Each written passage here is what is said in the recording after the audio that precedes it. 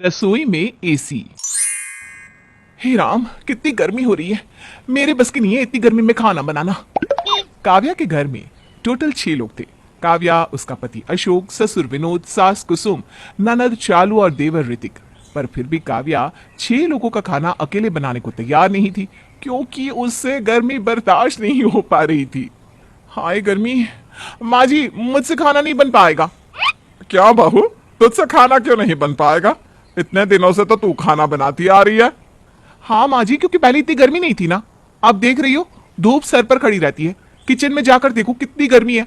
अगर आपको खाना है तो खुद जाकर बना लो, या फिर रसोई में मेरे लिए एसी लगवा दो। क्या रसोई में एसी? अरे बहू, रसोई में एसी कौन लगाता है? माँ जी, अब पहले वाला समय नहीं रहा। गर्मी देख रही हो कितनी बढ़ती जा रही है। अब हर घर के अंदर रसोई में भी एसी लगाई जाती है। मेरे बस की तो नहीं होगा ऐसे खाना बनाना। जब एसी लग जाए तो मुझे बता देना। जब तक एसी नहीं लग जाती तब तक मैं रसोई में पैर नहीं रखने वाली। काव्या अपनी फरमाइश रखकर चली जाती है। अपनी बहू की ये बात सुनकर कुसुम थोड़ी देर सोच में पड़ जाती है और इस बारे में अपने पति से बात करती है। सुनिए जी, मेरी उम्र हो गई है और शालू तो कॉलेज चली जाती है, और बहू है जो रसोई में खाना बनाना नहीं चाहती क्योंकि उसे गर्मी ज्यादा लग रही है। आपकी लाडली बहू कह रही है कि रसोई में एसी लगवा दे। अरे कुसुम, सही तो कह रही है बहू। तुम खाना बनाने से रही, तुम्हारी बेटी को आता नहीं। बहू ही तो है जिसके भरोसे हम खाना खाते हैं, और गर्मी सच में बहुत ज्यादा है। लगवा दो ना एसी। मैं भी किससे बोल रही हूँ? आप तो हमेशा अपनी बहू की ही साइड लेते रहते हो। मेरा क्या है, पैसे तो अशोक के ही जेब से जाने हैं। अरे जब तुम्हारा बेटा पैसे दे रहा है तो तुम्हें इतनी दिक्कत क्यों हो रही है? भला मुझे क्या दिक्कत होगी? मुझे तो घर के हर सदस्य से राय विचार करना था, ताकि कल को कोई मुझ पर उंगली ना उठा सके कि मैंने ही बहू को सर पर चढ़ा रखा है। आने दो अशोक को, मैं खुद बात करती हूँ उससे। कुसुम किचन में एसी लगवाना नहीं चाहती थी, पर अब काव्या के साथ विनोद भी इस बात के लिए तैयार था कि रसोई में भी एसी लगवा दी जाए। अब ना चाहते हुए भी कुसुम अशोक से इस बारे में बात करती है। बेटा, तेरी बीवी ने ना डिमांड रखी है। उसके पैर किचन में तब जाएंगे जब किचन में एसी लगेगी। इसलिए आज तू बाहर से खाना मंगवा दे और कल के कल एसी लगवा ले। अब ये क्या नया नाटक है माँ? आप लोगों को पैसे खर्च करने का कितना शौक है? भला रसोई में एसी कौन लगवाता है? क्या सिर्फ अकेली काव्या है जो इतनी गर्मी में रसोई में काम कर रही है? यह तो तू अपनी बीवी से ही पूछा कर बेटा। मैंने तेरे पिताजी से बात करी तो उन्होंने भी यही कहा कि मैं तुझसे कह दूं कि कल के कल ही एसी लगवा दे बहू के लिए रसोई में। बाकी तू और बहू आपस में बात कर ले। इतना बोलकर कुसुम वहां से चली जाती है, ये सोचकर कि शायद अशोक किचन में एसी ना लगवाए। पर अशोक की इतनी मजाल कहा कि वो अपनी बीवी के सामने अपनी मन की कुछ कर सके। अब जैसे अशोक काव्या से बात करने जाता है, काव्या पहले ही उसे अपना फैसला सुना देती है।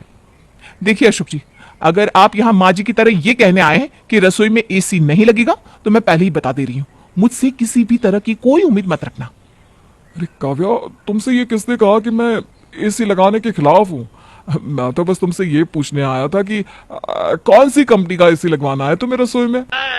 अशोक की बात सुनकर काव्या की खुशी का ठिकाना नहीं रहता और वो उसी वक्त अशोक को दुकान पर ले जाती है और अपनी पसंद की एसी रसोई में लगवा लेती है। रसोई में एसी लगने के बाद अब खाना बनाने के बहाने काव्या ज्यादातर समय रसोई में ही बिताती। कितना अच्छा लग रहा है रसोई में खाना बनाते हुए। रसोई में एसी लगवाकर खाना बनाने का मजा ही कुछ और है।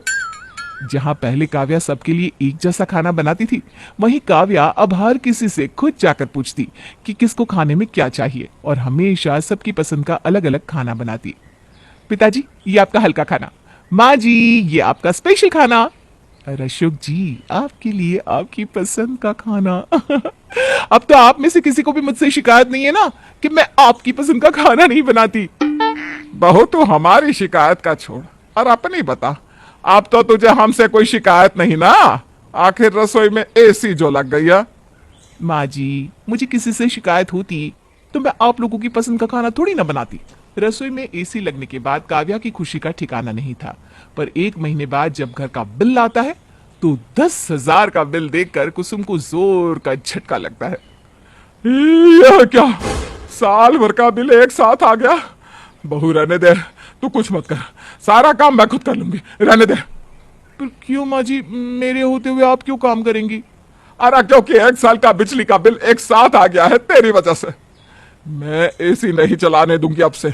अगर इसी तरह से एसी चलती रही और बिल बढ़ता रहा तो एक दिन हम रोड पर आ जाएंगे। और शालू, अब से तू भी मेरी मदद करवाएगी खाना बनाने में। पर मैं क्यों माँ, मेरे बस की नहीं है, और वैसे भी मुझे खाना वाना बनाना नहीं आता।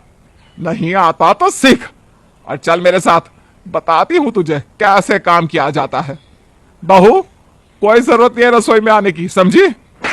बिल देखकर कुसुम काव्या को रसोई में आने से मना कर देती है और जबरदस्ती शालू को अपने साथ रसोई में ले जाती है और उसे अपने साथ खाना बनवाने को कहती है।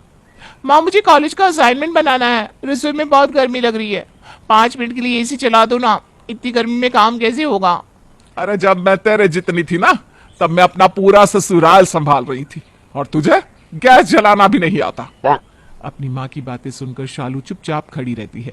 गुस्से में कुसुम सारा काम कर लेती है, पर रसोई से निकलने के बाद सीधा जाकर एसी के पास बैठ जाती है। हे भगवान, इतनी गर्मी क्यों हो रही है? पता नहीं बहू इतनी गर्मी में खाना कैसे बनाती थी। अब कुसुम को समझ में आ जाता है कि गर्मी कितनी ज्यादा है, पर बेचारी कुछ कर भी तो नहीं सकती थी, क्योंकि उसने तो अपनी बहू को सख्त हिदायत दी थी रसोई में ना जाने की। साथ ही साथ शालू को भी उसने यही सिखाया था।